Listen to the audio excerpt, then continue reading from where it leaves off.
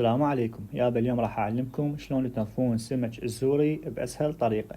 لا تنسون إذا الفيديو عجبكم تحطون لايك وتعليق حلو وتشاركون الفيديو لأصدقائكم، وألف ألف عافية مقدما. يابا أول شي نغسل الزوري كل زين مثل ما تشوفون بالفيديو، وبعدها نخليه ينشف. بعد ما ينشف الزوري هذا الشكل مثل ما تشوفون بالفيديو، من الذيل باتجاه الراس نقشره. واهم شي انتبهوا من السكينة لا تنجرحون، على كيفكم طبقوا هذه الخطوات. بعدها يابا من الراس باتجاه الذيل نفتحها الزوري بهذا الشكل مثل ما تشوفون بالفيديو، ونطلع الأحشاء مالته بأصبعنا. بعدها يابا نغسله راح يصير عندنا نظيف 100%. شوفوا شلون هاي بطنه، هسه راح اغسله.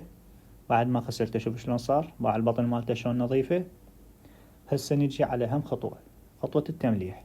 بهذه الطريقة نمسكه مثل ما تشوفون بالفيديو ونرش الملح بداخله، وصار عندنا السمك الزوري جاهز.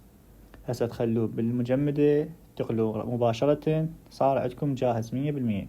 لا تنسون يابا إذا الفيديو عجبكم تحطون لايك وتعليق حلو وتشاركون الفيديو لأصدقائكم، وألف ألف عافية مقدما، ومع السلامة.